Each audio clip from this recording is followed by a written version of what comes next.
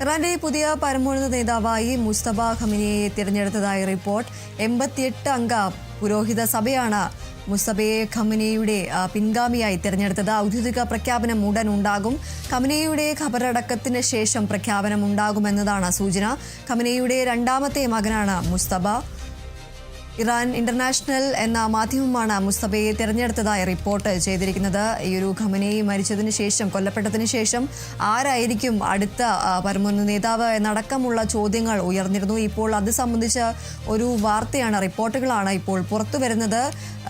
ഖമീനിയുടെ പിൻഗാമിയായി മുസ്തഫയെ തിരഞ്ഞെടുത്തതായാണ് ഇപ്പോൾ പുറത്തുവരുന്ന വിവരം. മുസ്തഫ ഖമീനിയെയാണ് പുതിയ പരമോന്നത നേതാവായി തെരഞ്ഞെടുത്തിരിക്കുന്നത് എന്നതാണ് ഇപ്പോൾ പുറത്തുവരുന്ന റിപ്പോർട്ടുകൾ.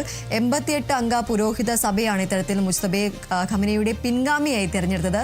ഇത് സംബന്ധിച്ച ഔദ്യോഗിക പ്രഖ്യാപനം വന്നിട്ടില്ല. ഉടൻ തന്നെ ഖമീനിയുടെ ഖബറടക്കത്തിന് ശേഷം ഇത് സംബന്ധിച്ച ഒരു പ്രഖ്യാപനം ഉണ്ടാകാനാണ് സാധ്യത എന്നതാണ് തോന്നുന്നത്. ഖമീനിയുടെ രണ്ടാമത്തെ മകനാണ് മുസ്തഫ. ഇറാൻ ഇന്റർനാഷണൽ എന്ന മാധ്യമമാണ് ഇത് സംബന്ധിച്ച് ഒരു റിപ്പോർട്ട് പുറത്ത് വിടുന്നത്.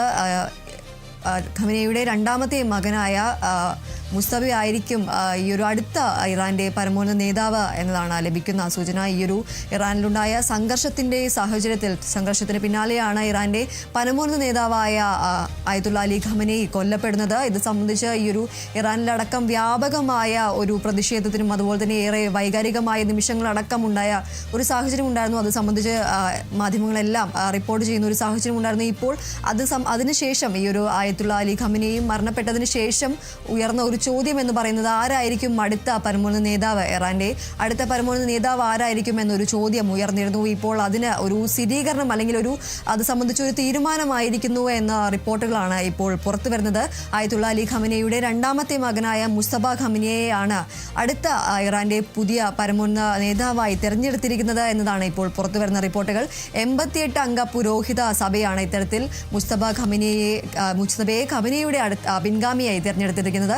ഇത് സംബന്ധിച്ച ഔദ്യോഗിക പ്രഖ്യാപനം ഇതുവരെ ഉണ്ടായിട്ടില്ല. ഖമീനിയുടെ ഖബറടക്കത്തിന് ശേഷമായിരിക്കും ഇത് സംബന്ധിച്ച പ്രഖ്യാപനം ഉണ്ടാകുക എന്നതാണ് സൂചന. ഖമീനിയുടെ രണ്ടാമത്തെ മകനെയാണ് പുതിയ പരമോന്നത നേതാവായി തെരഞ്ഞെടുത്തിരിക്കുന്നത്. ഇറാൻ ഇന്റർനാഷണൽ എന്ന മാധ്യമമാണ് മുസ്തഫയെ തെരഞ്ഞെടുത്തതായി റിപ്പോർട്ട് ചെയ്തത്.